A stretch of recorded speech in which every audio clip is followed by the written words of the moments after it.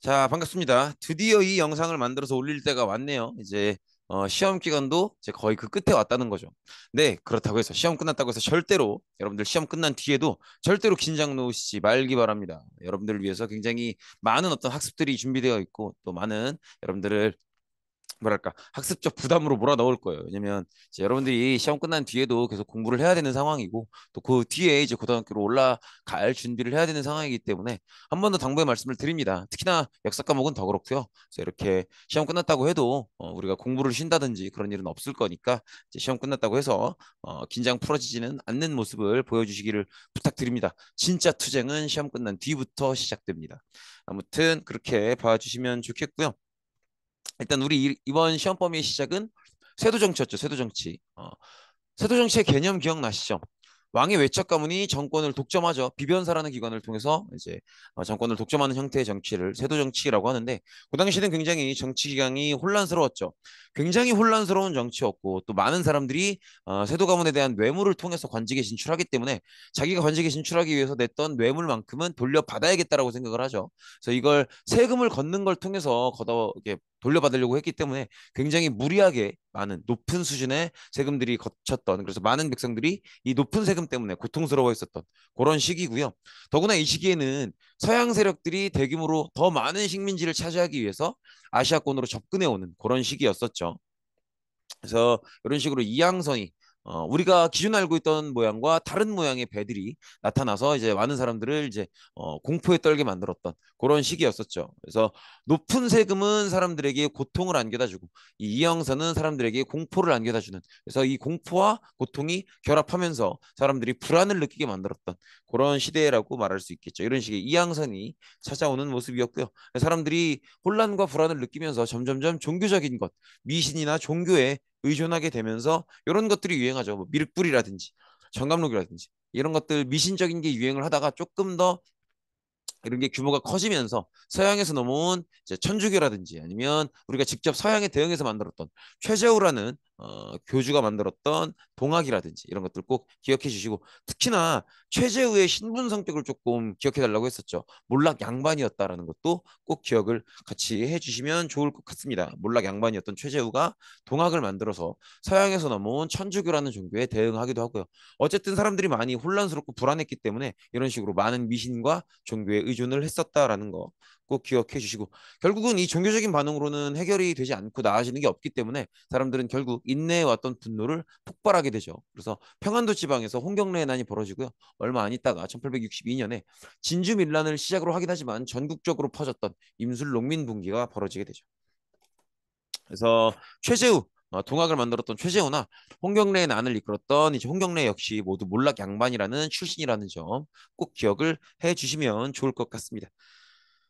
이 임술농민분기에서 드러난 문제들을 해결하기 위해서 집권했던 게 흥선대원군이라고 보시면 되겠죠. 물론 이제 이 사람이 집권했던 과정은 고종이 굉장히 어린 나이에 왕으로 올라오고 그 아버지로서 대신 정치를 하는 그런 모습으로 집권을 하지만 어쨌든 이 사람의 정치의 목적은 일단 국내적으로는 임술농민분기를 통해서 드러난 농민들의 불만, 사회의 문제 이런 것들을 해결하기 위한 거고 그다음에 대외적으로는 지금 나타나고 있는 서양 세력들, 이양선들 이 서양 세력들에 대해서 어떻게 대응할 것인가가 목적이 되겠죠. 그래서 이제 정치적인 목적은 역시 그동안의 문제거리였던 세도 정치를 약화시키는 거죠. 그래서 비변사를 약화시키고 원래 비변사가 했던 역할을 원래 했었던 오리지널이죠. 오리지널 정책 결정 기구인 의정부를 강화하는 모습을 보이죠. 그다음에 세금을 낮춰주기 위해서 호포제, 사창제 이런 것들을 적용합니다. 분포를 양반에게까지도 걷겠다라는 게 호포제였고요. 그다음에 판국을 민간 운영으로 돌려서 정말 필요한 사람이 쌀을 빌려가게 하겠다라는 게 사창제였었죠. 이런 제도들을 이용해서 제 세금을 낮춰주려는 모습을 보였었죠. 그다음에 세금은 아니지만 많은 백성들을 힘들게 했었던 서원도 다는 아니지만 많은 서원들을 철폐하고 정리하려는 그런 모습을 보이기도 했었고요. 여기까지가 이제 백성들을 위한 거라면 이제 조만간 얼마 지나지 않아서 본격적으로 왕의 역할을 할 자기 아들을 위해서 왕권을 강화하기 위해서 경복궁을 다시 세우는 모습을 보이죠. 근데 이 경복궁을 다시 세우는데 돈이 굉장히 많이 들어가기 때문에 이 부족한 돈을 보충하기 위해서 지금까지 세금을 낮추는 정책을 했으니까 이제 와서 세금을 늘릴 수도 없고요. 그래서 새로운 돈을 발행하게 되죠. 그게 바로 당백전이었는데 하나당 100전의 가치를 갖는다라고 지시를 내린 거죠. 그렇기 때문에 굉장히 물가가 폭등하는 모습을 볼 수 있었죠. 그리고 대외적으로는 기본적으로는 쇄국 정책을 피는데요. 서양 세력은 들어오려고 하고 흥선대원군은 쇄국 정책, 나라의 문을 닫으려고 하니까 충돌이 생길 수밖에 없죠. 그 첫 번째 충돌을 겪었던 게 바로 이 프랑스였죠. 그래서 프랑스와 충돌을 겪었던 병인양요라는 사건 꼭 기억해 주시고요. 이때 이제 프랑스가 물러가면서 강화도에 있는 외교 장각을 이제 털어가기도 하죠.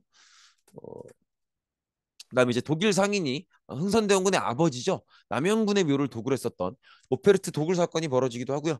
그다음에 미국의 제너럴 셔머노라는 배가 평양 대동강으로 거슬러 올라와서 이렇게 막 교역을 하자고 이렇게 막 요구를 하다가 거절당하니까 좀 땡깡도 부리고 이렇게 하다가 평양 주민들이 이걸 견디지 못하고 결국은 미국의 제너럴 셔머노라는 배를 불태워버리고 미국이 이 제너럴 셔머노를 불태운 사건에 대해서 책임을 배상을 요구하고 그리고 또 앞으로의 통상 교역을 요구하니까 흥선대원군이 이걸 거절해서 이제 미군이 군대를 보냈었던 그런 사건이 바로 신미양요였었죠.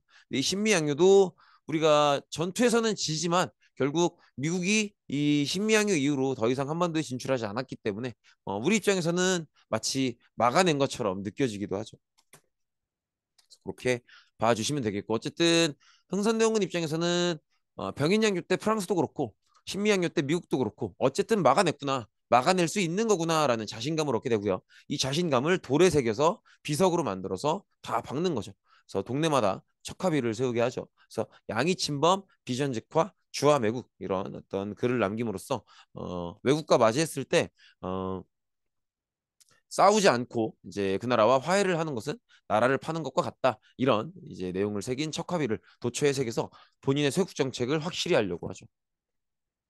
그렇게 보시면 되겠고 그다음에 흥선대원군이 이제 많이 인기가 떨어지죠. 예를 들어서 호포제 사창제 하면서 국민들한테 인기가 많았었지만 경복궁을 중건하고 당백전 발행하면서 물가가 올랐기 때문에 인기가 떨어졌고요. 그다음에 서원을 철폐하면서 유생들한테도 인기가 떨어지고요.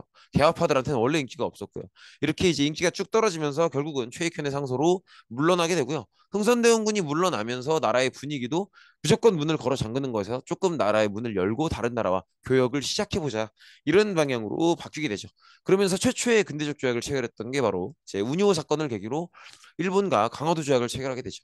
이 강화도 조약에는 우리가 되게 우리가 불리하게 느낄 수밖에 없는 이런저런 조약 내용들이 들어가 있는데 그중에 조금 우리가 주목해서 봐야 될 게 조선은 자주국이다 이걸 규정했던 거 그다음에 치외법권, 해안 측량권 이런 내용들이 들어가 있었죠.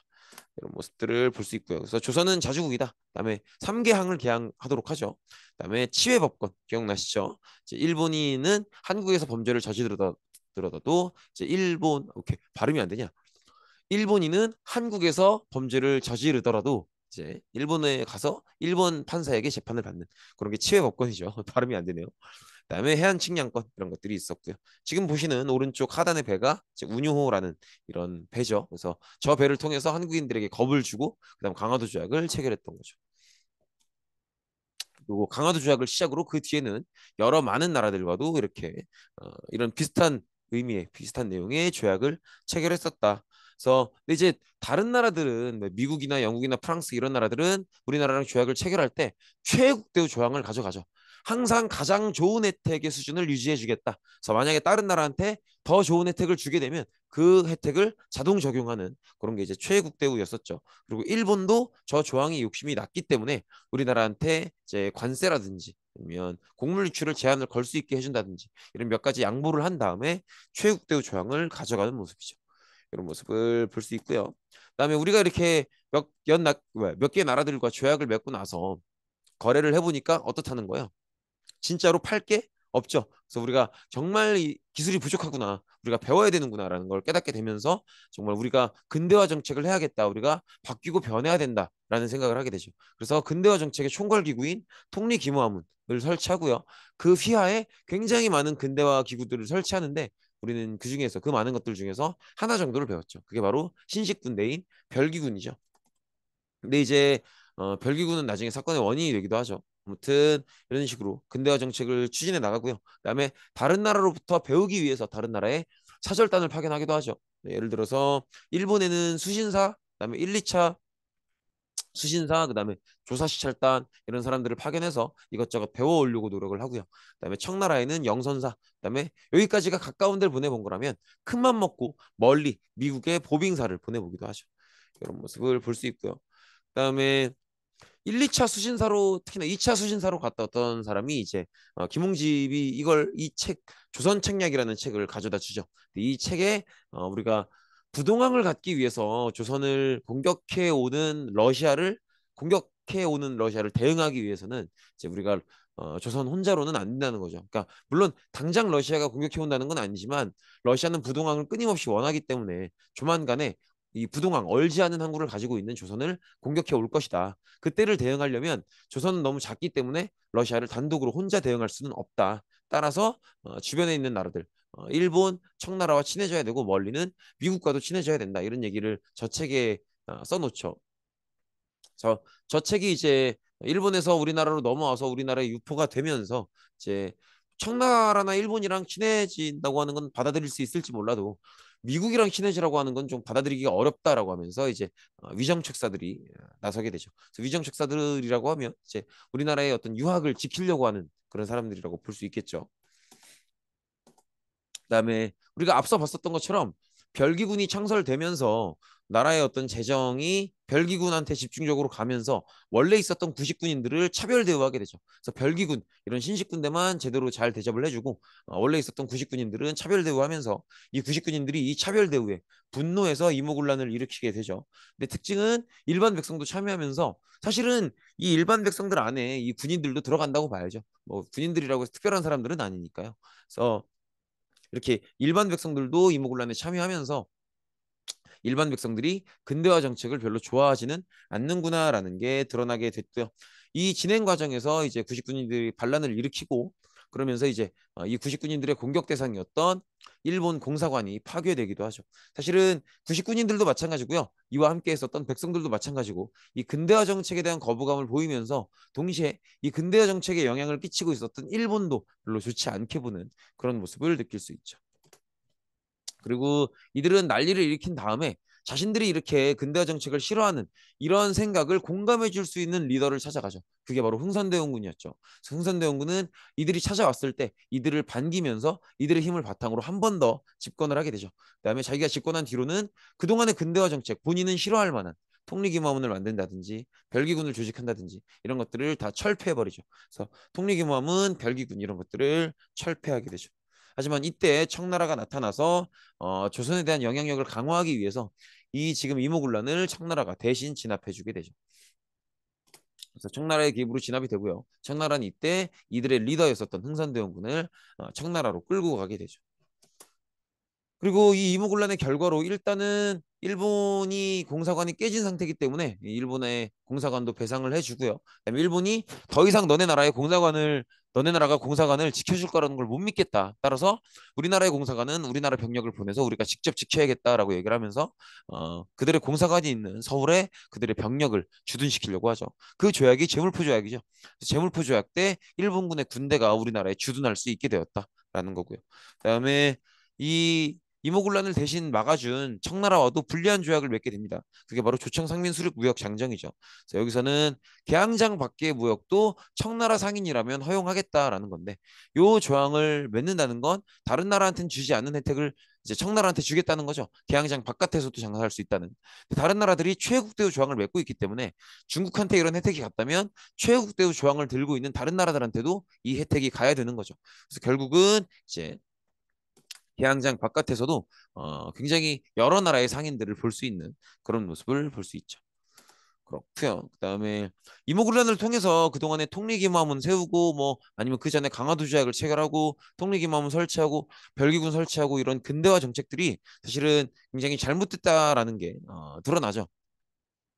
그러면서 근대화 정책을 추구하는 사람들이 이제 자기들끼리 뭐가 잘못됐는가를 다시 한번 생각을 해보다가 그들끼리 의견이 나뉘게 되죠. 그래서 온건계합파, 급진계합파 이렇게 나뉘게 되는데 그 구분 기준은 어디까지 받아들일 것이냐, 즉 제도를 받아들일 것이냐 말 것이냐로 나뉘죠. 서양의 문물들을 받아들이는 건 맞는데 그중에 제도를 받아들일 것인가 말 것인가. 만약에 서양의 제도까지 받아들인다라고 하면 급진개합하고요. 만약에 서양의 제도를 받아들이는 건 좀 아니다라고 하면 온건개합화가 되겠죠. 이렇게 서양의 제도를 받아들일 것인가 말 것인가를 놓고 이렇게 나눠지게 된다는 거죠. 그리고 누구한테 배울 것인가의 모델도 다르죠. 서양의 제도까지 받아들이는 건 무리다라고 했었던 온건계합파는 청을 모델로 삼았고요. 그다음에 이 서양의 제도까지 받아들여야 된다라고 얘기했었던 급진계합파는 일본을 모델로 삼았었죠. 그래서 이렇게 어떤 어디까지 받아들일 건지 누구를 모델로 삼는지에 따라서 이제 상황도 다르다는 거죠. 그래서 온건계합파는 청나라를 모델로 삼았기 때문에 청나라가 우리나라에 간섭을 많이 했을 때도 별로 비판하지 않았고요. 그다음에 급진계합파는 일본을 모델로 삼기 때문에 청나라가 우리나라에 많이 간섭했을 때 그거에 대해서 비판하는 모습을 보이죠. 그리고 급진계합파가 정면을 시도했기 때문에 급진계합파는 일본의 도움을 시도하죠. 왜냐하면 급진계합파는 일본을 모델로 삼고 있으니까 자기들을 도와줄 거라고 봤던 거죠. 일본도 이 도움을 약속하기는 하죠. 약속하긴 하고 그리고 급진계합파는 결국은 이제 우리 기억나시죠? 무정부 개국 축하연 때 본인들이 계획했던 대로 사건을 일으키고요. 그리고 이때 잠깐이지만 집권을 하게 됩니다. 근데 이들이 집권한 뒤로 3일 뒤에 청나라가 군대를 이끌고 들어오면서 이제 3일 천하로 끝나게 되긴 하는데 어쨌든 그 잠깐이지만 그 잠깐 집권했던 시기에 이제 14개조 개혁안을 내놓게 되죠. 이 14개조 개혁안에 보면 가장 중요한 두 가지 내용으로 이제 지조권, 일본의 토지에 세금을 걷는 일본의 방식이죠. 이 지조법을 통해서 일본의 영향을 많이 받고 있구나라는 걸 알 수 있고 또 그다음에 모여서 법령을 의결하겠다라는 제도를 통해서 아직 본격적이진 않지만 그래도 나름대로 의회 형태의 무언가를 꿈꾸고 있구나라는 걸 볼 수 있죠. 그래서 어쨌든 결과적으로는 청에 진압이 되고요. 일본과는 이 당시에 또 이 갑신정변을 벌어질 때도 일본 공사관에 조금 피해를 끼쳤기 때문에 거기에 대해서 배상하는 배상금을 내는 그런 내용의 한성조약을 체결하기도 하죠. 이런 모습을 볼 수 있고요. 그다음에 갑신정변의 대표격이었던 김옥규는 이제 도망가게 되죠. 이렇게 해서 갑신정변도 실패하는 모습이고요. 가장 큰 한계점이라고 하면 물론 일본에 의존한 것도 있지만 어쨌든 제도를 바꾸려고 하는 시도인데 이 제도를 지켜야 되는 민중들에게 설득할 생각도 없었고 이제 민중들의 지지를 얻지 못했다라는 게 가장 큰 한계점이라고 볼 수 있겠죠. 그리고 이 시기의 대외 정세를 보면 일단은 이모군란 갑신전변을 연달아서 청나라가 진압을 해줬기 때문에 국내에서 이제 청나라의 어떤 영향력이 너무 강해진 상황이고요. 그다음에 일본 군대가 이모군란을 계기로 재물포조약을 체결하면서 이제 한반도에 들어와 있는 상황이죠. 그래서 이 둘의 청나라와 일본이 둘 다 조선에 어떤 영향력을 끼치고 있고 특히나 군대를 넣어놓은 상태이기 때문에 굉장히 청나라와 일본 사이의 긴장이 강화되죠. 그래서 지금 당장 싸우는 건 오바다라고 하면서 서로가 합의하에 텐진 조약을 맺게 되죠. 그 내용을 보면 일단은 한반도에서 군대를 빼고 나중에 만약에 어느 한 나라가 군대를 보낼 일이 있으면 연락을 해주겠다라는 게 이제 텐진 조약의 내용이었죠. 어쨌든 청의 간섭이 굉장히 심해지면서 이 조선은 이 청나라의 간섭에서 조금이라도 벗어나기 위해서 어, 러시아에 접근을 하게 되죠. 그래서 왜냐하면 러시아한테는 조선은 부동항이라는 매력을 보여줄 수가 있으니까 얼지 않은 항구를 제공해주겠다, 뭐 빌려주겠다 이런 매력을 제시할 수 있으니까 러시아도 이걸 흔쾌히 받아들이려고 하는데 이때 견제에 나서는 게 바로 이제 영국이죠, 영국. 영국이 그렇게 생각하면 된다 그랬죠. 세계에서 가장 큰 나라 러시아 세계에서 가장 어, 식민지가 많은 나라 영국 이 둘이 경쟁을 했기 때문에 이렇게 찾아온 거다. 더구나 이제 영국 입장에서는 러시아가 얼지 않은 항구를 갖게 되면 러시아의 해군이 강해질 거기 때문에 그게 부담이 됐던 거죠. 그래서 이렇게 영국이 거문도를 불법 점령하면서까지 러시아가 조선과 친해지는 걸 견제하고요. 그래서 러시아가 조선으로 침략하지 않겠다라는 약속을 받아내고 물러나게 되죠. 그다음에 이런 검문도 사건 이런 걸 통해서 우리 조선이 굉장히 약하다는 게 드러났기 때문에 이제 굉장히 많은 주변 나라에서 우리 조선을 노릴 거다. 그래서 우리가 이런 상황에서 나라의 힘도 약한데 나라를 지키기 위해서는 어떤 나라의 편도 들지 않겠다라고 하는 중립론을 이제 주장하는 사람들도 나타나게 되죠. 그렇게 보시면 되겠고요. 잠깐만요. 그리고 한 10년 정도 적지 않은 세월이 흐르면서 사람들은 사는 게 더욱더 힘들어집니다. 사실 돌아보면 뭐 국민들, 백성들 입장에서 좋아할 만한 사건이 별로 없죠. 거의 다 백성들을 힘들게 하는 사건이었기 때문에 백성들은 이렇게 들고 일어설 정도로 굉장히 고통스러운 상황이죠. 그래서 농민들이 굉장히 고통을 겪고 있는 상황이고요. 그래서 전라도 지역에 가장 많은 수탈이 이루어지고 있었던 전라도 지역에서 이제 이 농민들의 수탈에 대한 저항 운동이 벌어지게 되죠. 이걸 이끌었던 게 전봉준이죠. 그리고 이 동학 세력은 처음에는 우리가 이 종교를 믿는 걸 인정해달라라고 하는 종교적 운동을 펼치다가 나중에는 결국 이제 보국 안민, 나라를 지키고 백성을 편안케 한다. 이런 기치를 내걸면서 동학을 믿지 않는 사람들과도 함께 할 수 있는 그런 상황이 되죠. 그러면서 세력이 엄청 커지게 되고요. 그래서 이 세력이 커지면서 이제 전라권의 어떤 행정 중심지라고 할 수 있는 전주를 점령하게 되는 거죠. 그래서 전주를 점령하게 되면서 이제 조선 정부 입장에서는 전라도에서 어떤 세금을 걷는다든지 이런 행정이 어려운 상황에 놓이게 되는 거죠. 그래서 정부가 전라도를 뺏겼기 때문에 진짜 위기다라고 판단해서 이제 청나라에 도움을 요청하죠. 근데 청나라는 텐진 조약에 의거해서 당연히 일본에 연락을 해줘야겠고요. 일본은 이 연락을 받고 똑같이 대응하죠. 그래서 일본 군대가 이렇게 넘어오는 상황이고요. 그래서 청나라와 일본 둘 다 다시 두 번째로 이제 한반도에서 만나게 된 거죠. 그래서 이때는 진짜 싸워야죠. 그래서 청일 전쟁이 벌어지게 되고요. 이런 상황을 막고자 했었던 이제 동학이 일단은 정부와 화해를 하죠. 그게 바로 이제 전주 화약이죠. 뭐 그렇게 보시면 되겠고. 그래서 전주 화약이 체결된 뒤로는 이제 어, 동학농민군은 자신들이 점령했던 지역에 자치기구로서 집강소를 설치하고요. 그다음에 본인들이 가졌던 불만을 쫙 정리해서 문서로 만들어서 정부에 전달하는 게 패전개혁안이죠. 그렇게 보시면 되겠고요. 그래서 패전개혁안 안의 내용들을 주로 보면 이제 신분제를 폐지해라. 그다음에 과부의 재가를 허용해라. 토지는 똑같이 나눠줘라. 이런 내용들이 들어가 있죠. 정부는 동학농민운동가 이제 전주 화약을 체결했으니까 그들의 목소리를 들어줘야겠죠. 그래서 이제 그들의 목소리를 듣고 그들의 요구사항을 반영해서 이것저것 고치기 위해서 이제 교정청을 설치하게 되는 모습이고요. 근데 요 시기 때 이제 일본이 기억나시죠? 우리가 청나라에 도움을 요청했고 청나라는 텐진 조약에 의거해서 일본에 연락을 해준 건데 일본이 이 연락을 받고 군대를 보내서 들어와서 이제 왕이 계신 경복궁을 점령하는 거죠. 그래서 여기에 저항해서 이 일본의 이런 행동에 저항해서 이제 우리나라의 독립운동가들이 다시 나서게 되지만 이들도 결국은 이제 실패하게 된 거죠. 그래서 그렇게 보시면 되겠고. 그래서 우금치 전투에서 이제 2차 동학농민운동이 막을 내리게 되는 거죠. 그래서 동학이 일본군에 패배하면서 동학농민운동은 끝이 났다라고 보시면 되겠고요. 그리고 이제 이 동학이 무너지고 나서 일본 관료들이 정권을 장악하고 이제 가부개혁을 실시하는 그런 모습이죠. 그리고 청일전쟁도 꼭 같이 기억을 해 주시고요. 그래서 이 시기 때 동학농민운동, 그다음에 청일전쟁, 가부개혁 이 세 사건은 같은 연도다라는 걸, 같은 해에 벌어진 사건이다라는 걸 꼭 기억을 해 주시면 좋겠고요. 아무튼 일본이 주도가 돼서 가부개혁이 실시가 되는데 가부개혁의 1차 가부개혁의 특징하면 일본 애들이 시작은 하지만 전쟁 때문에 바빠서 많이 개입을 못하죠. 그래서 이제 이때 군국기무처를 설치해 놓고 우리가 좀 자유롭게 개혁 내용을 결정하는 그런 모습을 보였죠. 가장 대표적으로는 신분제를 폐지했고요. 그다음에 과부의 재가를 허용하는 모습이죠. 그다음에 2차 가부개혁으로는 이제 이 일본이 이 청일 전쟁을 거의 이기고 돌아오는 상황이기 때문에 본격적으로 개입을 하는 거죠. 그래서 그동안은 자기들 한국인들 멋대로 하고 있었던 군국기무처를 폐지하고요. 그다음에 고종한테 직접 시켜서 홍범 14조를 발표하도록 하죠.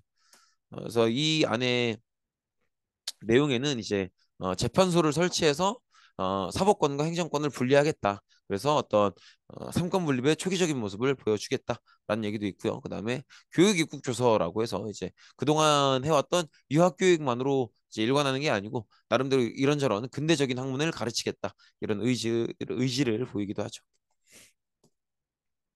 어쨌든 청일전쟁에서는 일본이 이겼고요. 그래서 이거에 따라서 조약을 맺게 되는데 그게 바로 시모노세키 조약이죠. 시모노세키 조약의 내용을 보면 일본이 대만과 요동반도를 가져갈 수 있도록 돼 있죠.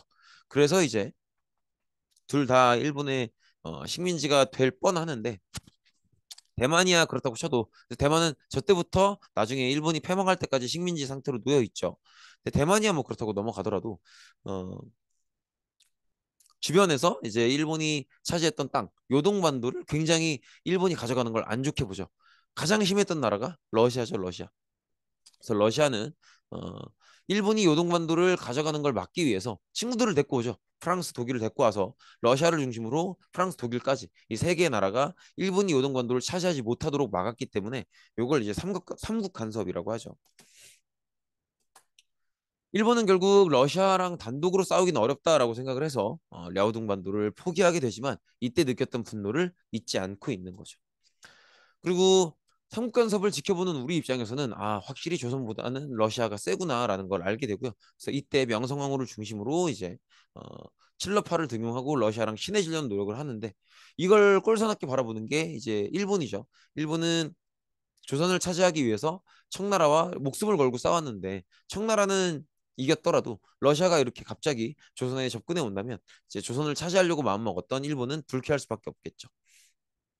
그래서 이렇게 러시아랑 친해지려고 노력하는 명성황후를 을미사변을 통해서 죽이는 모습이고요. 그다음에 요 흐름을 타서 이제 을미사변 이후에 일본이 우리나라에 대해서 더욱더 영향력이 커지죠. 그래서 일본의 주도로 한 번 더 개혁이 실시가 되는 게 바로 이제 을미개혁이라고 보시면 되는데 을미개혁 안에는 되게 많은 내용이 들어가 있죠. 이제 천연두를 치료하는 종두법을 적용받는다든지 굉장히 많은 내용들이 들어가 있지만 가장 중요한 건 역시 단발령이었죠. 머리를 함부로 자르라고 하는. 그래서 단발령에 대한 불만이 너무 커서 결국은 이제 이 단발령을 거부하는 을미의병이 벌어지게 되죠. 그렇고요. 을미병까지 오니까 고종의 심리 상태가 굉장히 불안해지죠. 그래서 고종은 이제 자기 아내가 죽었던 경복궁이라는 공간을 떠나서 일본으로부터 도망치듯이 해서 러시아로 직접 갈 수는 없지만 러시아 공사관에 몸을 맡기게 되죠. 이걸 아관파치원이라고 하고요. 아관파치원은 러시아에 의존하겠다는 얘기이기 때문에 그동안 일본의 주도하에 해왔던 이제 을미개혁도 중단하게 되고요. 더 이상 하지 않게 되고 그 다음에 단발령도 이제 자유의지에 맡기게 되는 거죠. 그런 모습을 볼 수 있고요. 그다음에 이제 독립협회인데요. 아무래도 이제 한 나라의 왕이 다른 나라 공사관에 도망가 있고 이러다 보니까 나라가 약한 모습을 많이 보이겠죠. 그래서 아직 어느 나라의 식민지는 아니지만 나라가 굉장히 약해 보이기 때문에 우리가 이제 이 독립 상태를 유지하기 위해선 더 강해져야 된다. 그러면서 우리가 꼭 독립을 유지했으면 좋겠다라는 뜻을 모아서 만든 단체가 바로 독립협회라고 볼 수 있죠. 그래서 이제 미국에서 넘어왔던 서재필이 귀국을 하면서 이제 서재필은 과거에 갑신정변에 참여했던 사람이죠. 그때의 기억을 되살려서 그때 잘못했다고 생각했던 것들을 고쳐 나가면서 이제 서양의 제도를 한반도에 소개해야겠다라는 생각을 하죠. 그러면서 이제 독립신문도 발간하고요.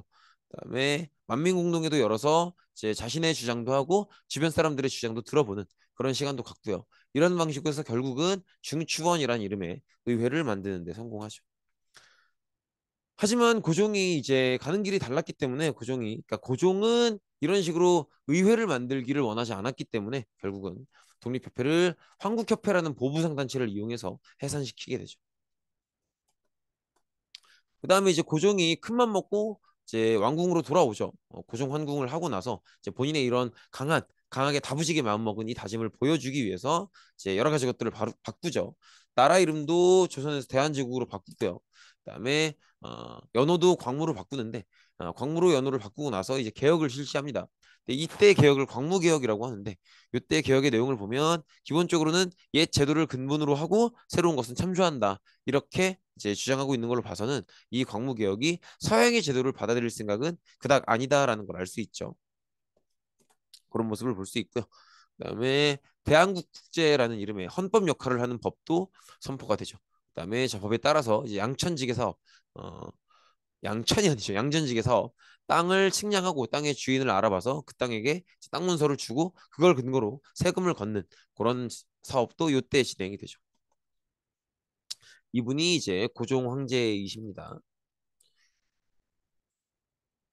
그리고요, 어쨌든 이런 식으로 한반도를 놓고 러시아와 일본이 경쟁하는 상황이고 이때가 잠깐 힘의 공백으로 보였기 때문에 이제 우리도 이런 식으로 나름대로 고종 주도의 자주적인 광무 개혁을 해볼 수 있었던 건데 이 두 국가 간의 갈등이 언제까지 갈등으로만 남아있지는 않겠죠. 결국은 폭발하겠죠. 그게 바로 러일 전쟁이죠. 그래서 그때까지의 상황을 보면 러일 전쟁이 벌어지기 직전까지의 상황을 보면 갑오 개혁은 일본이 영향력이 커진 거고 삼국 간섭은 러시아의 영향력이 커진 거고요. 을미사변과 을미개혁은 일본의 영향력이 커졌다는 걸 볼 수 있는 거고 아관파천은 러시아의 영향력이 커졌다는 걸 볼 수 있는 거죠. 그래서 이런 2대2의 상황이기 때문에 전쟁이 벌어졌던 거고요. 그다음에 이 전쟁에서는 일본이 승리하고요. 이 전쟁의 결과로 포츠머스 조약이라는 조약을 맺게 되죠. 어, 잠시만요.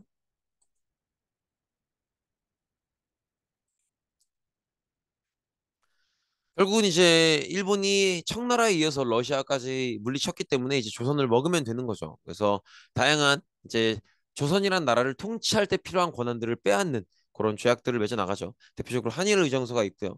그다음에 고문 정치를 자행했었던 제1차 한일 협약. 이때 이제 재정 고문으로 메가타가 들어와서 모든 조선인까지도 일본인 화폐만 쓰도록 한다. 모든 조선인도 일본 화폐만 쓰도록 한다라고 하는 화폐 정리 사업을 추진하기도 하고요. 그다음에 외교 고문으로 스티븐스가 오시기도 하죠. 그다음에 제2차 한일협약 즉 을사늑약을 맺어서 외교권을 빼앗고 통감부를 설치하죠. 그리고 그다음에 이제 여기 이 조약에 동의하지 않았던 고종이 이 조약은 잘못된 조약이다라는 걸 국제사회에 알리기 위해서 헤이그 특사를 파견하는데 요게 이제 이 일본 입장에서는 어, 특사를 파견하는 건 외교 활동인데 그러니까 우리한테 외교 허락을 받고 나갔어야 되는데 그러지 않았다라고 하면서 이제 고종을 강제 퇴위시키는 그런 모습까지 봤었죠. 그리고 이제 그 뒤에 한일 신협약, 즉 우리가 정미 7조약으로 알고 있는 조약을 맺으면서 이 조약의 내용을 보면 이제 그런 게 있죠. 차관 정치, 군대 해산 이런 내용들이 있죠. 그렇게 보시면 되겠고요. 그다음에 사법권을 빼앗아가는 그래서 경찰이나 교도소 운영, 사법 업무 이런 것들을 총괄하는 권한을 일본한테 빼앗기는 기후각서를 체결하게 되고요. 그다음에 최종적으로는 나라 이름까지 빼앗기게 되는 거죠. 그리고 요 과정에서 제 가스라테프트미리약 미국이랑 맺었던 거죠. 그다음에 포츠머스 조약, 그다음에 뭐 여긴 안 나와 있는데 영일 동맹 이런 것들을 통해서 국제적으로 조선은 일본 거라는 걸 인정받으려는 노력을 많이 했죠. 우리도 여기에 맞서 싸워야 되는데 일단은 저항은 크게 두 가지 방식이 있다고 했었죠. 적극적 저항의 투쟁의 방식, 소극적 저항의 이제 실력을 기르자는 방식. 근데 이제 적극적 저항에 이제 당장 맞서 싸우자는 그런 방식은 대체로 요 시기 때는 이제 크게 둘로 나뉘죠. 의병 활동을 하는 사람, 그다음에 이제 몰래 들어가서 유인을 암살하는 사람 이렇게 둘로 나뉘는데 그 중에 이제 무리지어 싸우는 사람들을 의병이라고 하죠. 이 의병에 관해서는 그 의병이 어느 연도에 벌어졌는지, 왜 벌어졌는지를 아시면 되는데, 일단 을미의병이라고 하면 을미년에 있었던 어떤 안 좋은 일 때문에 들고 일어서는 거겠죠. 그게 이제 을미사병과 단발령이라고 볼 수 있고요. 이 을미사병과 단발령이 가장 크게 분노하는 건 역시 유생들이죠. 그래서 유생들이 이 시위를 주도했는데 왕이 그만하라고 하면 그만하는 거죠. 왜냐면 이제 이 을미의병을 일으킨 사람들은 유생으로서 왕에게 충성하는 거니까 그렇게 봐주시면 되겠고 그다음에 을사의병은 역시 을사늑약 때문에 화가 난 거고요. 이때는 이제 전국민적인 분노였기 때문에 신돌석 같은 평민의병장도 등장하기 시작한다는 거 봐주시고요. 그다음에 정미의병은 요거는 빡 포인트 하나, 용기 포인트 하나라고 했었죠. 빡 포인트는 뭐였어요? 이게 화가 나서 정미 의병을 일으켰다. 뭐예요? 을사조약의 부당함을 주장했었던 고종을 이제 을사조약을 어기고 외교 활동을 했다라고 해서 고종을 이제 강제 퇴위시키는 그 문제에 이제 화를 내는 거죠. 그게 이제 빡 포인트 하나고 그다음에 용기를 내게 해줬던 포인트는 이 정미조약 당시에 있었던 군대 해산이죠. 군대 해산. 그래서 해산된 군인들이 의병에 합류하면서 의병애들이 이제 의병하시는 분들이 조금 더 자신감을 얻게 됐고 그러면서 더 많은 발생 건수가 있었던 그런 모습도 보였었죠. 그다음에 정미의병을 계기로 많은 사람들이 용기를 얻으면서 의병 활동을 하게 되고요. 그러면서 그럴 바에야 차라리 한 번에 모여서 가장 중요한 곳을 공격하는 게 낫지 않겠느냐라고 해서 이제 전국의 13도 창의군이 모여서 이제 서울 진공 작전을 펼치지만 결과적으로는 실패하는 모습을 보이죠. 그리고 서울 진공작전이 실패한 이후에도 끊임없이 특히나 전라도 지역에서 계속 어떤 저항이 있었기 때문에 일본은 이걸 끝장내기 위해서 이제 남한을 대토벌하는 그런 모습을 보이죠. 그래서 더 이상 이제 이 지역에 있으면 안 되겠다라고 생각했었던 이런 의병들이 좀 더 자유롭게 활동하기 위해서 만주나 연해주로 이동하는 모습까지도 봤었습니다. 그렇고요. 그다음에 의열투쟁으로는 이제 을사조약을 체결하는데 협조했었던 5명의 친일파 을사오적을 공격하려고 했었던 자신의 나철 오기호 선생 계시고요. 그다음에 이완용에 대한 공격을 시도했었던 이제 이재명 선생 계시고요. 그다음에 스티븐스 제1차 한일 협약 때 외교 고문으로 왔었던 스티븐스를 살해하기 위해서 전명은 장인환이 이제 움직이기도 하고요. 그다음에 너무 유명하죠. 이토 히로부미를 안중근이 죽이기도 하죠. 이런 것들이 이제 의열 활동이다 이렇게 볼 수 있겠죠. 그다음에 애국개봉운동은 기본적으로는 실력을 기르자는 거고 이 실력은 교육과 산업을 얘기한다라는 건 이미 했었던 얘기죠. 그렇고요. 그다음에 가장 대표적인 사례로 뭐 이것저것 있지만 여러분들이 꼭 기억하셔야 될 건 바로 신민회죠. 신민회. 신민회는 애국개몽운동 단체이면서도 동시에 지금 당장 싸워야 된다라는 운동도 함께 동시에 했던 단체고 그다음에 국내에 있는 어떤 단체보다도 가장 먼저 공화정을 얘기했던 단체가 신민회라고 보시면 되겠죠. 그다음에 통감부가 멋대로 사업을 벌리면서 졌던 빚을 우리가 져야 됐었는데 이제 이 나라의 빚을 없애야 조금이라도 더 자유로워질 수 있다라고 얘기를 하면서 이제 국채보상운동을 하게 되죠. 그다음에 이제 일제강점기인데요. 일제강점기는 방금 보셨던 것처럼 이렇게 세 파트로 나뉩니다. 그래서 이렇게 1910년대에 이제 시작하는 분위기니까 좀 강압적인 분위기. 그래서 무단 통치가 이어지고요. 이때 이제 헌병경찰제, 직결처분권 태형령, 토지조사사업, 그다음에 뭐 회사령을 허가제로 돌리고 뭐 전매제를 하고 이런 것들이 아마 기억이 나실 겁니다. 그다음에 1920년대 넘어와서는 이제 문화통치죠. 그래서 책을 잘 읽는 척, 그다음에 보통경찰제를 유지하는 법, 뭐 이런 것들을 이제 개혁으로 삼게 되죠. 그다음에 3, 40년대는 전쟁의 시대였기 때문에 거기에 발맞춰서 이제 한국인들이 스스로를 한국인이라고 아예 생각을 못하게끔 만들려고 하죠. 그래서 한국 식민화 정책을 펼치고요. 그다음에 한국을 자신네 전쟁에 필요한 다양한 물자들을 생산할 수 있는 병참 기지화로 만들려는 정책을 펼치기도 하죠. 어쨌든 이렇게 보시면 되겠고 그다음에 이제 1차 세계대전에서 2차 세계대전으로 넘어가는 과정 아니? 세계대전이 아니죠. 1910년대에서 1920년대 통치 방식으로 넘어가는 계기가 이제 1919년에 1919년 3.1운동 때문에 아마 1차 대전이랑 혼동이 왔나 봐요. 1910년대에서 20년대로 넘어가는 그 시기에 이제 1919년 3.1운동이 계기가 됐다는 거. 마찬가지로 10년 뒤로도 그래서 1920년대에서 3, 40년대로 넘어가는 계기도 역시 1929년 경제 대공황이 계기가 되었다. 이런 것들을 볼 수 있겠죠. 그래서 무단 통치 시기 때 이때가 시작이기 때문에 좀 강압적인 분위기고요. 그다음에 이제 이 조선을 관리할 조선 총독부를 설치하게 되고요. 그다음에 헌병경찰제, 그다음에 태형령 직결처분권 이런 것들은 다 아는 내용이죠. 일반 경찰이 아니고 군인 경찰이 내가 잘못했을 때 나한테 오는 거고, 그다음에 이제 즉각적으로 처벌할 수 있는 권리가 있었다라는 거고요. 그다음에 언론, 출판, 집회, 결사의 자유, 즉 표현의 자유를 통제하는 모습을 볼 수 있고요. 그다음에 초등교육 이랑 실업교육 위주죠. 그래서 고등교육은 찾아볼 수가 없다. 이런 모습도 같이 봤었죠.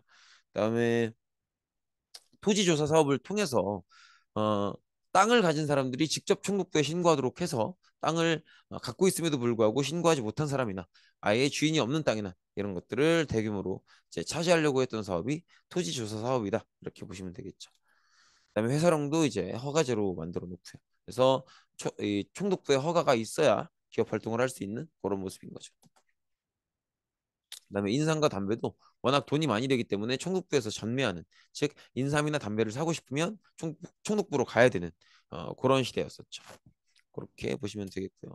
그다음에 1920년대는 이제 3.1운동을 계기로 전국적인 시위 운동이 벌어지는 걸 보면서 그동안처럼 강압적으로 해서는 안 되겠다. 조금 더 부드러운 방식이 필요하다라고 하면서 이제 문화 통치가 시작되죠. 그래서 헌병경찰제였던 것도 군복을 벗고 일반 경찰복을 입으면서 보통 경찰제가 적용이 되지만 이때는 치안유지법도 같이 들어왔기 때문에 1910년대보다 오히려 체포된 어떤 독립운동가의 숫자는 훨씬 더 많다라는 걸 꼭 기억을 해주시고요. 그다음에 전반적으로 부드러워진 것 같지만 사실 큰 변화는 아예 없었다. 그다음에 삼민징식계 이렇게 쌀의 생산을 늘리려고 하는 계획이 또 있었죠. 그다음에 회사령도 허가제에서 신고제로 바뀌어서 조금 더 기업 활동이 하기 편해지는 모습이 있었죠. 그렇게 보시면 되겠고요. 그다음에 일본 기업들이 우리나라로 진출하는 걸 편하게 하기 위해서 무역의 장벽을 낮추는 거죠. 그러면서 이렇게 관세를 폐지하는 모습도 보이는 거죠. 그다음에 1930, 40년대인데 이때는 1929년 경제대공황을 배경으로 여기에 잘 대응하지 못했던 나라들이 전쟁을 일으키게 되죠. 그게 바로 이제 2차 세계대전인데 일본도 예외가 아니었기 때문에 일본도 이제 인천이라는 이름을 쓸 자리는 그건 없고 해서 결국은 일본도 그러니까 이 경제대공황을 제대로 극복하지 못했기 때문에 결국은 이제 대외 침략을 하게 되죠. 그래서 1단계는 만주 침략, 2단계는 중일 전쟁, 3단계는 태평양 전쟁 이렇게 자신들의 어떤 전쟁의 규모를 점점 더 확대해 나가는 모습을 볼 수 있고요.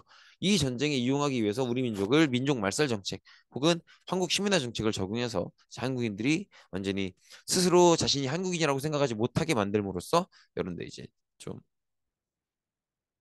이용하려고 하는 모습이죠. 그런 모습을 볼 수 있고요. 그래서 이렇게 뭐 내선일체, 한국시민서사 암송, 궁성요배, 한국어 사용 금지, 창씨개명 이런 방법들을 통해서 우리 민족성을 아예 빼앗아 가려고 했었다라는 거 보시면 되겠고요. 그다음에 이제 병창기지화 정책을 통해서 이제 자신들의 전쟁에 필요한 물자를 한반도에서 많이 만들려고 하고요. 그다음에 국가 전체에 이런저런 군사 기지를 세움으로써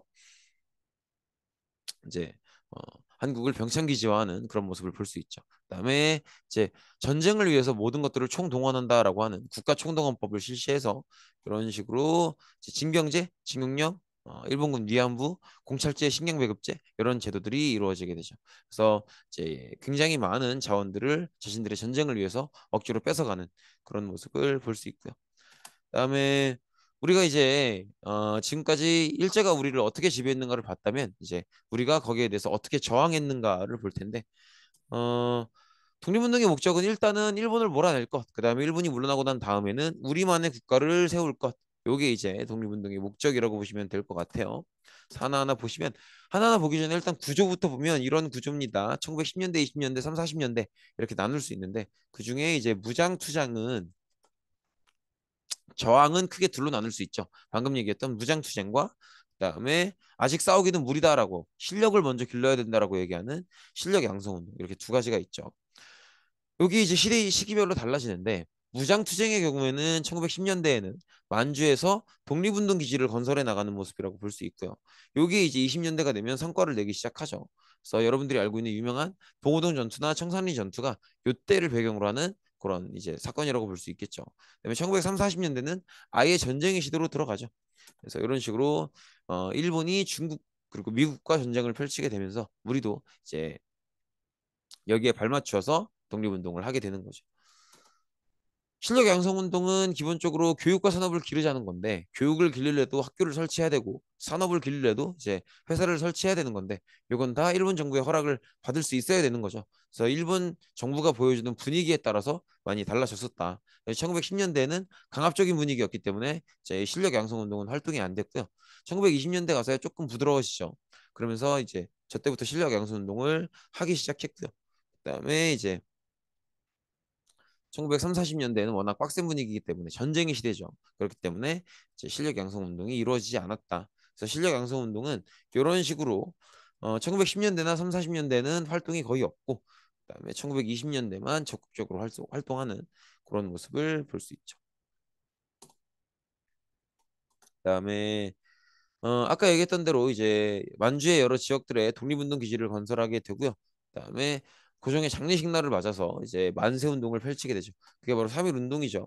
그래서 임시정부는 어디에 둘까를 고민하다가 결국은 이제 외교론을 택하면서 상하이에 두게 되고요. 그다음에 외교론자였던 이승만을 대통령으로 삼고 그다음에 이제 그 무장투쟁론자였던 이동휘를 국무총리로 삼아서 이 두 세력이 어느 정도는 견제와 균형을 할 수 있도록 그렇게 주장을 하죠. 그다음에 체제는 민주공화정이고요. 그다음에 연통제, 교통국 이런 연락 체계를 마련해 놓고 있고, 그다음에 구미위원부라고 해서 구는 구라파 즉 유럽을 얘기한다고 했었죠. 유럽과 미국 지역에서 협상할 수 있도록 구미위원부를 설치하기도 하죠. 그다음에 독립신문을 이제 발간하기도 하고요. 그다음에 애국공채 혹은 독립공채라고 하는 채권을 발행해서 비용을 마련하기도 하죠. 어쨌든 이제 임시정부가 쭉 활동을 해 나가다가 결국 임시정부의 운동 방법이었던 외교론이 잘 인정을 못 받죠. 인정을 못 받으면서 어, 무장투쟁론자들이 외교론자들을 비판하기 시작하는데 이게 이제 싸움으로 번지게 되죠. 싸움이라기보다는 심한 논쟁으로 벌이게 되면서 결국 이제 회의를 열게 되는데 그 회의가 국민대표 회의죠. 근데 국민대표 회의에서도 무장투쟁론이든 외교론이든 답이 없다라는 걸 알기 때문에 결국은 결렬되죠. 그래서 임시정부가 이제 해체 위기까지 가는데 이 껍데기밖에 안 남은 이 임시정부를 끝까지 끌고 가는 게 김구다. 그렇게 보시면 되겠고요. 그다음에 20년대 이제 국내에서 있었던 실력 양성 운동은 계속 얘기했듯이 이제 교육과 산업을 키우자는 거고요. 산업 파트에서는 이제 국산품을 애용하자라고 하는 물산 장려 운동이 대표적인 사례로 있고요. 그다음에 교육 파트에서는 이제 우리도 대학을 세우자라고 하는 성공적이지 못하지만 밀립대학 설립 운동도 있고요. 문자 보급 운동도 있고요. 이제 이건 농촌을 상대로 하는 계몽 운동이죠. 글을 가르치려고 하는. 그다음에 이제 분화로드 운동도 있는데 이 문자 보급 운동과 분화로드 운동은 역시 이제 글을 자주 생산하는 기관에서 해야 마땅하겠죠. 그래서 이제 동아일보와 조선일보가 각각 이렇게 이 그 민중 속으로 들어가서 글자를 알려주는 이 역할에 최선을 다하고 있는 거죠. 그다음에 이제 뭐 예를 들어서 뭐 형평 운동이라든지 어린이 운동이라든지 뭐 이런 다양한 사회 운동들, 소년 운동이라든지 여성 운동이라든지 이런 다양한 이제 사회 운동들이 또 이 시기에 있기도 했고요. 이 시기에 사회주의가 퍼지고 이 사회주의 지식인들이 가난한 농민들, 노동자들을 자극해서 소작쟁이, 노동쟁이 이런 것들이 벌어지기도 하죠. 그다음에 독립운동은 러시아 혁명이 성공한 뒤로 사회주의가 본격화되면서 크게 이제 두 계열로 나뉘게 됩니다. 민족주의 계열과 사회주의 계열 이 둘로 나뉘게 되고요. 어, 이 두 계열이 한번 힘을 합쳐볼까라고 고민했던 때가 바로 이때죠. 이제 어, 조선의 마지막 왕이었던 순종이 돌아가시면서 이제 그 장례식 날을 계기 삼아서 60만세 운동을 열자라고 합의를 했었고 그래서 나름대로 이때를 계기로 이제 신간회라고 하는 어떤 독립운동 단체가 이제 민족주의자와 사회주의자가 합쳐졌기 때문에 그동안의 독립운동보다는 훨씬 더 큰 규모를 자랑하는 이제 신간회가 결성이 되고요. 그다음에 얼마 안 있다가 광주에서 광주 학생 항일 운동이 벌어지면서 이제 이걸 도와주겠다고 이제 신간회가 나섰다가 결국은 이제 일본에 의해서 조금씩 탄압을 당하게 되고요. 그러다가 결국은 해산되게 되죠. 그렇게 보시면 되겠고요. 그다음에 이제 20년대는 성과를 내는 시기죠. 그래서 봉오동 전투, 홍범도 장군의 봉오동 전투라든지 아니면 청산리 전투, 김자진 장군의 청산리 전투 이런 이 것들이 있고요. 그다음에 여기서 이제 봉오동 전투, 청산리 전투에서 연달아 이겼기 때문에 일본은 이건 독립군뿐만이 아니라 주변에 누군가가 이들을 돕고 있다라고 생각하게 되면서 만주의 간도 지역의 한인 일반인들을 학살하게 되죠. 그래서 이제 독립군들은 남들한테 피해를 줄 수는 없다 이러면서 이제 만주 간도를 버리고 러시아 지역으로 넘어가게 되죠. 러시아에서도 이제 좋은 대우를 받았던 게 아니죠. 무장을 해제해라 뭐 이런 요구를 받으면서 결국은 자유시에서도 참변을 당하게 되죠. 그리고 결국 만주로 돌아와서 이렇게 만주로 돌아와서 뭐 참여부, 정의부, 시민부 이런 독립운동 단체를 만들다고 하는데 아무튼 만주로 돌아왔다 정도로만 봐두시면 될 것 같아요.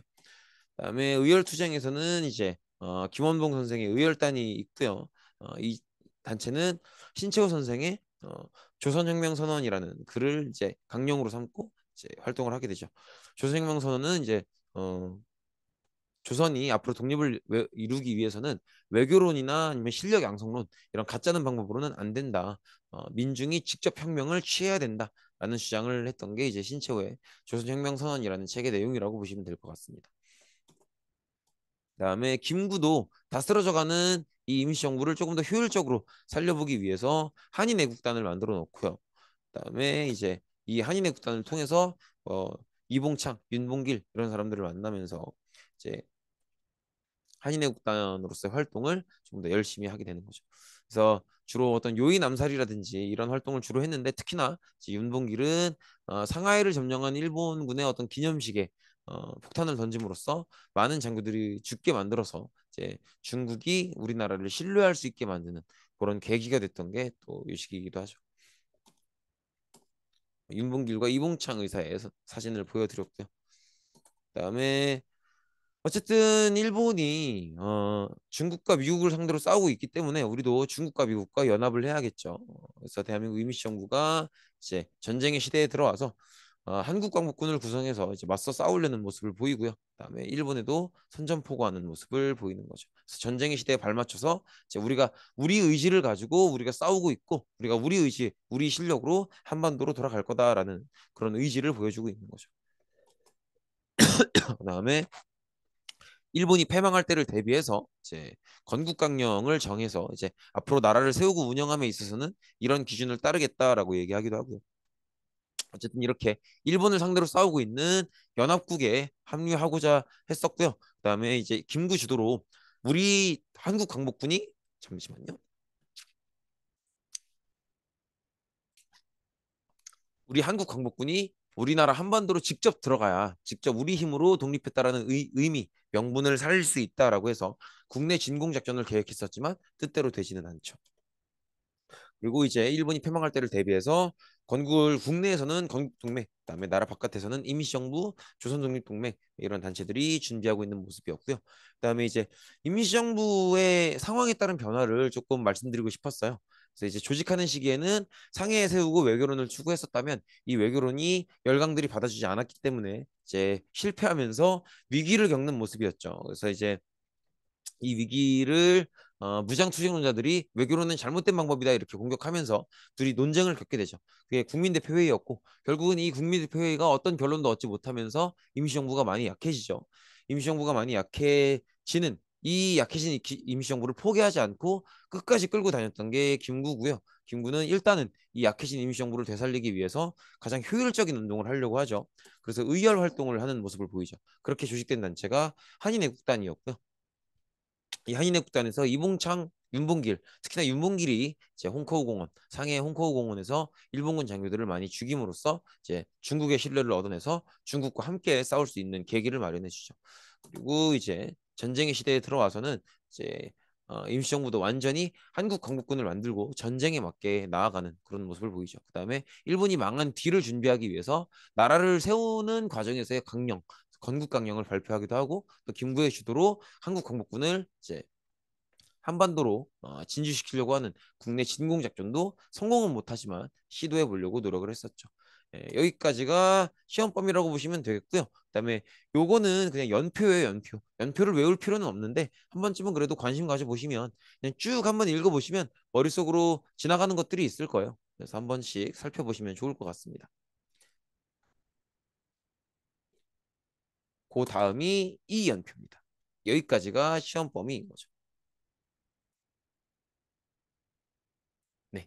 이렇게 해서 총정리 영상을 마치겠습니다. 사실은 제가 지금 너무 혀도 부어 있고 말도 빨리 하고 한 학기 내용을 지금 1시간 안에 다 다루려다 보니까 발음도 굉장히 안 좋고 굉장히 뭉개지고 이런 게 있을 거예요. 저도 알고는 있는데 어떻게 할 수가 없네요. 그래도 이제 화면에 다양한 웬만하면 화면에 있는 내용들을 다 읽은 거기 때문에 이제 여러분들이 이미 충분히 공부가 됐다면 다시 확인하는 정도로는 충분하지 않을까라는 생각을 합니다. 네, 고생 많으셨습니다. 여기까지입니다.